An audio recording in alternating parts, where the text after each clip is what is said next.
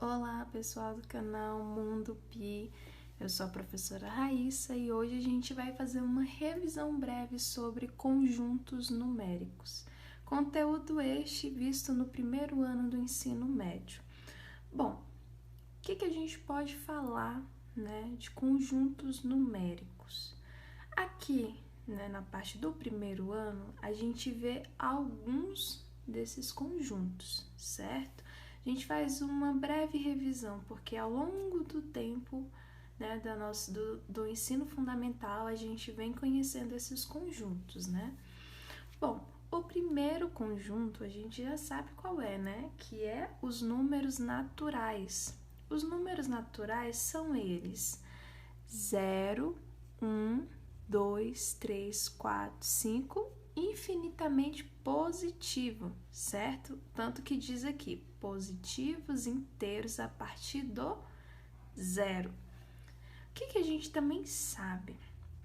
Que em alguns autores de livros do ensino médio, muitos autores consideram o zero sendo um número natural e outros começa o conjunto dos números naturais a partir do 1.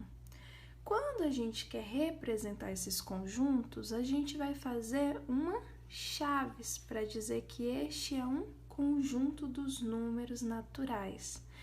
E qual é esse conjunto dos números naturais? Como eu posso representá-lo? Eu posso representá-lo pela letra N, só que a perninha tem duas, Aqui tem uma só. Mas quando eu quero representar esse conjunto numérico, eu coloco duas perninhas aqui no N.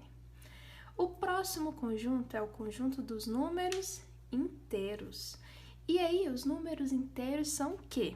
São números naturais, Tem 0, 1, 2 positivo.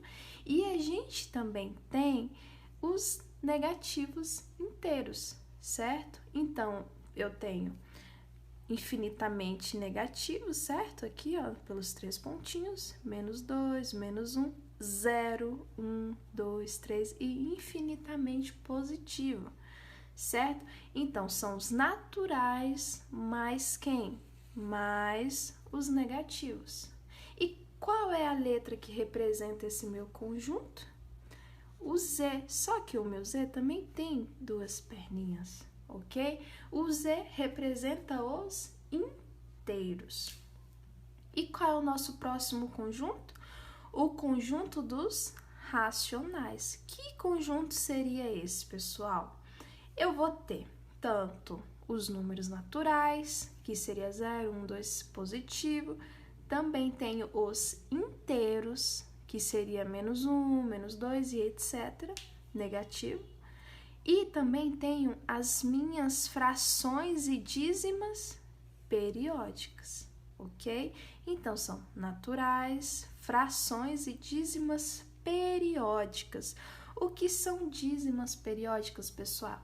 São aqueles números que eu posso dizer que é 1, 0, 1, 0, 1, 0, 1, infinitamente. Então, a gente sabe que sempre vai sobrar um resto, onde eu vou acrescentar um zero e eu vou voltar para aquele valor. Então, ele sempre vai ter esse resto e sempre que eu tentar resolver esta fração, vai dar uma dízima periódica. Entenderam até aqui?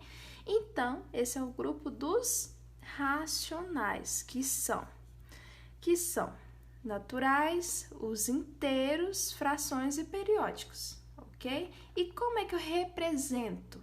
Eu represento por um quezinho que tem tipo uma perna dentro, ok?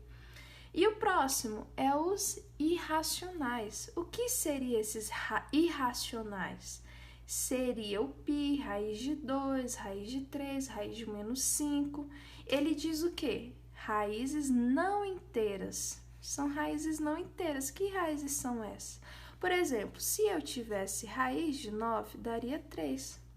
Mas e a raiz de 2, Dá um número quebrado, que vai ser um número não inteiro, certo? E dízimas não periódicas. O que seria essa dízima não periódica, né? São aquelas dízimas, por exemplo, que eu tenho 1, 2, 3, 4, 5, e que ela nunca vai se repetir. Aqui nos racionais, quando a gente fala dízimas periódicas, são números que depois da vírgula, né, as casas decimais se repetem depois de um tempo. Já as dízimas não periódicas são, depois da vírgula, são números que não se repetem em nenhum momento. Então, 1, 2, 3 e assim por diante, certo? Aqui, né, eu trouxe essa parte até os irracionais. E agora a gente vai para os reais, certo?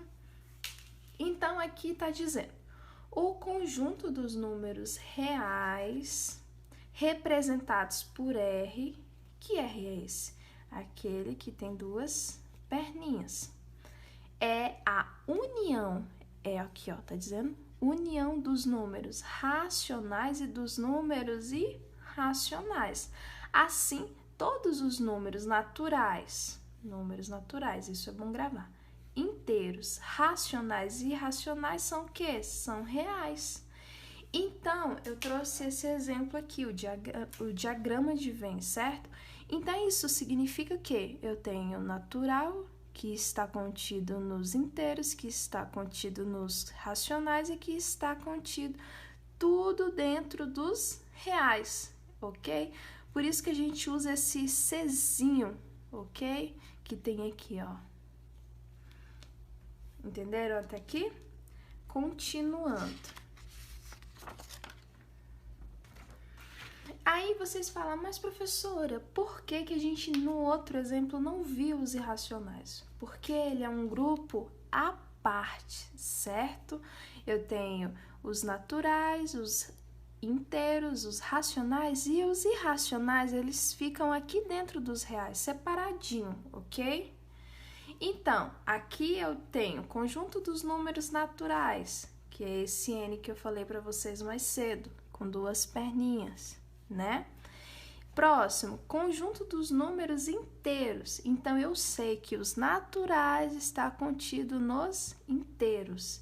Conjunto dos números racionais. Isso me diz que os naturais está contido nos inteiros, que está contido nos racionais. E o próximo, conjunto dos números dos reais. Então, todos eles está contido, né, os naturais, os inteiros e os racionais está contido nos reais. E o irracional também está contido nos reais, ok? Então, aqui está a representação no diagrama de Venn. Alguns símbolos para a gente entender quando a gente for trabalhar com esses números, com esses conjuntos, né?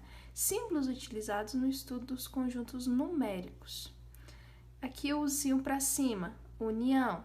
U para baixo, intersecção. O Czinho virado para o outro lado, contém. Quando ele está cortadinho, não contém. E se o C está normal? Ele está contido. E quando tem um tracinho, não está contido. O Ezinho é o pertence. Quando ele está cortado, eu digo que não pertence. Quando esse E maiúsculo está virado para o outro lado, eu digo que existe.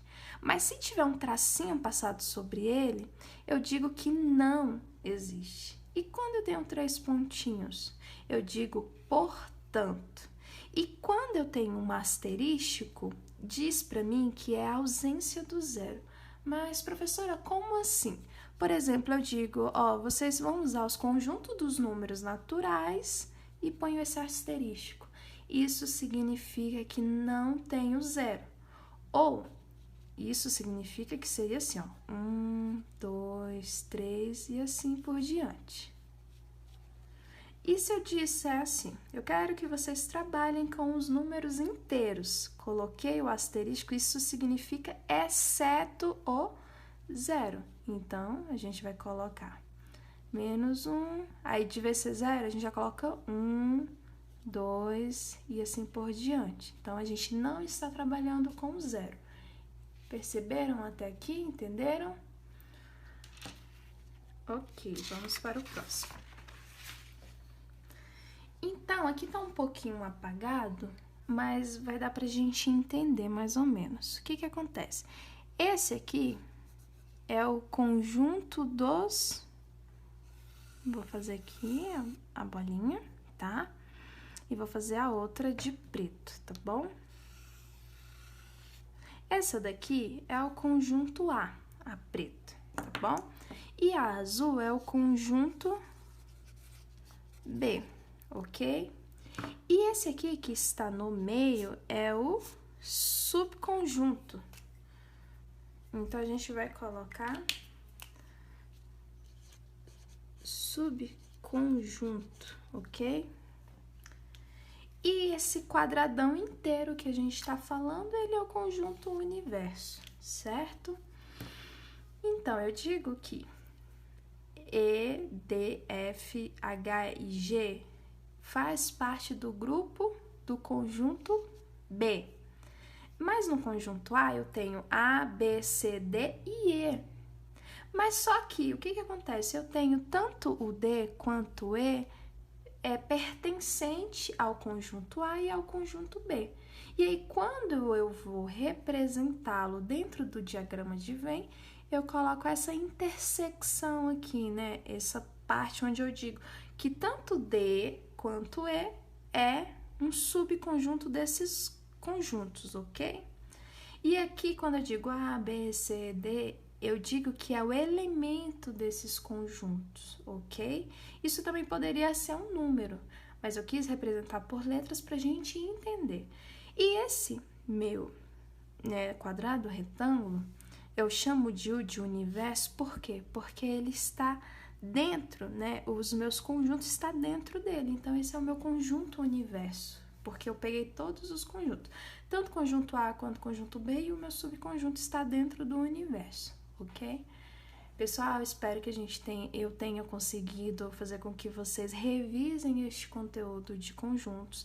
Na próxima aula eu vou trazer uma questãozinha de Enem pra gente dar uma clareada de como a gente resolve questões de conjuntos, tá bom? Qualquer dúvida, coloca no comentário, curta, comenta o vídeo, compartilhe com seus amigos, para que mais pessoas saibam, né, e compreendam o que são conjuntos, né? Que essa dúvida seja sanada, tá bom? Tchau, tchau. Grande abraço da professora Raíssa.